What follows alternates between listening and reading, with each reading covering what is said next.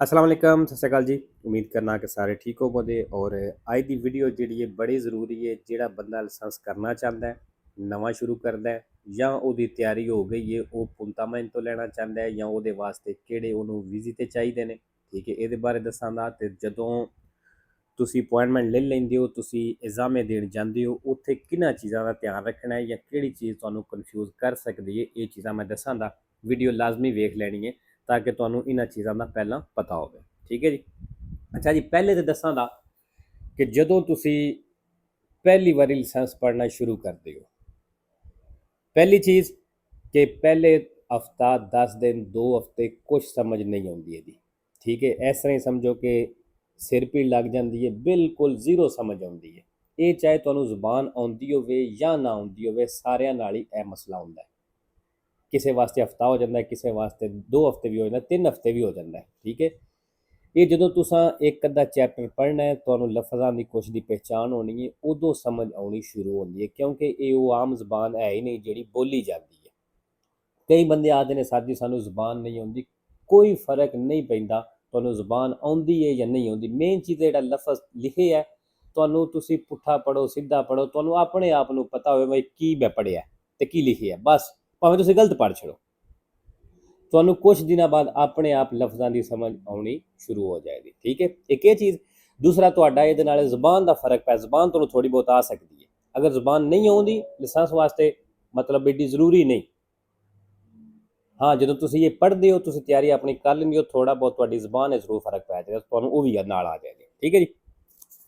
अच्छा जी, एप्लीकेशन है वैब ते तुसां करनी है गूगल तो डाउनलोड करो या तुसीं ऑनलाइन करो। ठीक है जी, उतों तुसां करनी है। तो जदों पढ़ना होंदा है, कुछ बंदे होंदे ने, मैनू पिछा जे कुछ बंदे रबता किया कि सर जी मतलब 3-4 जेहड़े नहीं मैसेज आए सन कि असी वीडियो वेखने पे सानू तकरीबन 4 महीने हो गए ने, लेकिन सानू याद नहीं होंदा पिया। वो भाईजान याद नहीं करना होंदा, ये तुसां आर्गूमेंट ही करने ने जाके। उन्होंने एप्लीकेशन की कोई नहीं, सिर्फ वीडियो वेखी जाते सन। और वीडियो वेख के सारा कुछ तुहाडे दिमाग च नहीं बहना है। ये तुसां वीडियो वेखनी है, मसलन जिन्नी पहली वीडियो बनी है, एक पेज तो लग के 10 पेज, या तुसीं अपने हिसाब नाल रख लो, 1 तो लग के 5 तक तुसां वीडियो वेखी है, वो लफज नोट किए ने, फिर जाके तुसीं आर्गूमेंट ही करो। आर्गूमेंट ही करने जे तो वो तैयारी होनी है, सिर्फ वीडियो वेखण नाल नहीं होनी। नाल लफज जरूर लिखिया करो, पेज नंबर जिहड़ा मतलब नहीं होंदा ओहदा लिख लिया, ताकि तुसीं जदों रिपीट करो उदों तुहानूं वो जिहड़ा नहीं वो लफज तुहानूं फौरी मिल जाए, इस लफज का यह मतलब है तो इत्थे मैं लिखे है। ठीक है जी। तो अगर तुसां एक चैप्टर कर लिया तो इसके सिर्फ एक चैप्टर का करो, 2 चैप्टर कर लेने फिर पहले दूसरे का रला के करो, 3 कर लेने पहले दूसरे तीसरे का रला करो। मतलब है कि जितनी जितने तुसां चैप्टर पढ़े ने उतने का ही इसके दा करो। ठीक है जी।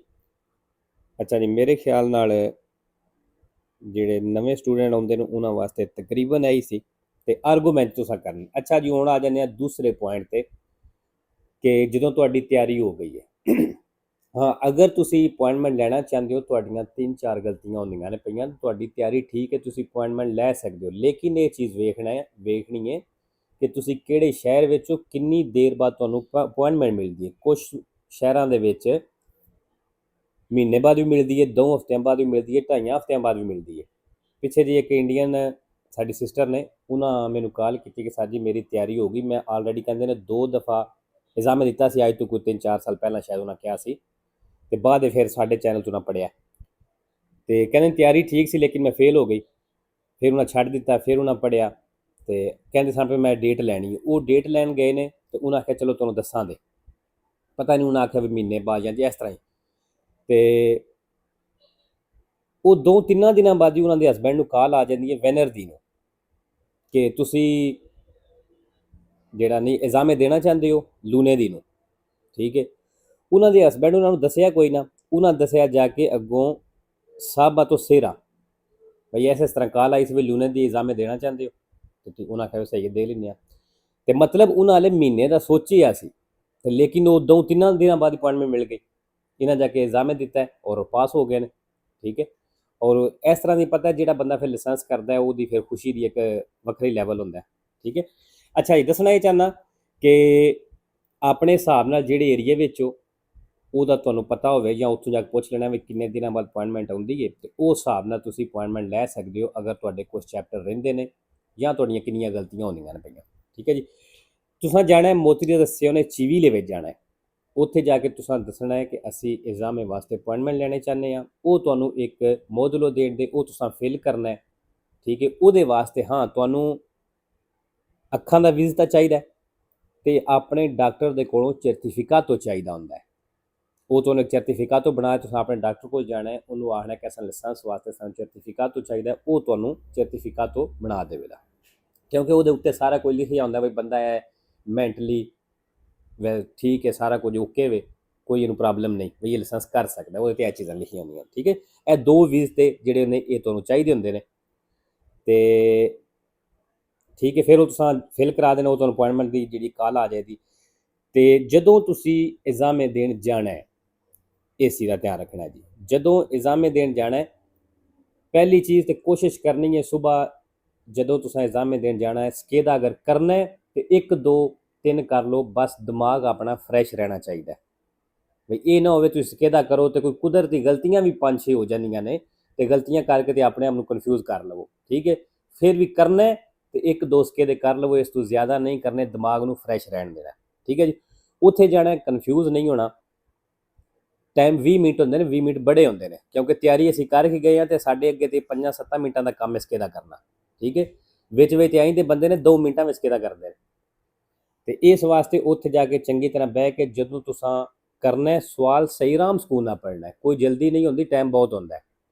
ਤੇ ਜਦੋਂ ਤੁਸੀਂ ਕਲਿੱਕ ਕਰਨਾ ਵੇਰੋ ਫਾਲਸੋ ਕਰਨਾ ਜੇ, ਉਹ ਕਈ ਦਫਾ ਹੁੰਦਾ ਕਿ ਸਕਰੀਨ ਜਿਹੜੀ ਉੱਥੇ ਹੁੰਦੀ ਹੈ ਨਹੀਂ ਚੱਲਦੀ, ਯੂਜ਼ ਹੋ ਕੇ ਉਹ ਕਈ ਦਫਾ ਜਿਸ ਤਰ੍ਹਾਂ ਟੱਚ ਕਰੀਏ ਉੱਤੇ ਤਾਂ ਨਹੀਂ ਚੱਲਦੀਆਂ। ਫਿਰ ਤੁਸੀਂ ਨਾਹਨ ਦਾ ਇਸਤੇਮਾਲ ਕਰੋਗੇ ਨਾ, ਨਹੁੰ ਦਾ, ਠੀਕ ਹੈ, ਉਹਦੇ ਨਾਲ ਚੱਲੇਗੀ।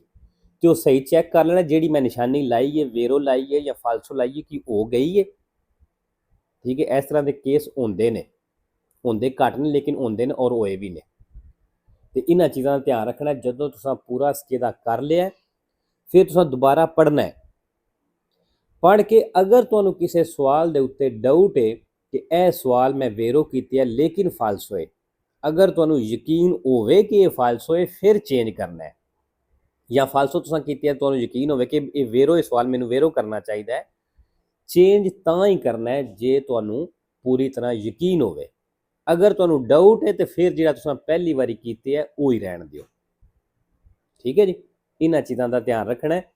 ਤੇ ਬਾਕੀ ਮੈਂ ਇਨਸ਼ਾਅੱਲਾ ਜਿਹੜਾ ਹੈ ਗੁਈਦਾ ਦੀ ਜਿਹੜਾ ਨਾ ਗੁਈਦੇ ਵਾਸਤੇ ਉਹਦੀ ਵੀਡੀਓ ਬਣਾਉਣਾ, ਤੇ ਮੈਂ ਇੱਕ ਵਾਰੀ ਇਨਫੋਰਮੇਸ਼ਨ ਪੂਰੀ ਤਰ੍ਹਾਂ ਲੈ ਲਵਾਂ ਉਹਨਾਂ ਕੋਲੋਂ, ਤੇ ਫਿਰ ਬਾਕੀ ਜਿਹੜਾ ਨੇ ਬਰੀਕੀ ਨਾਲ ਇਨਸ਼ਾਅੱਲਾ ਵੀਡੀਓ ਬਣਾਵਾਂ।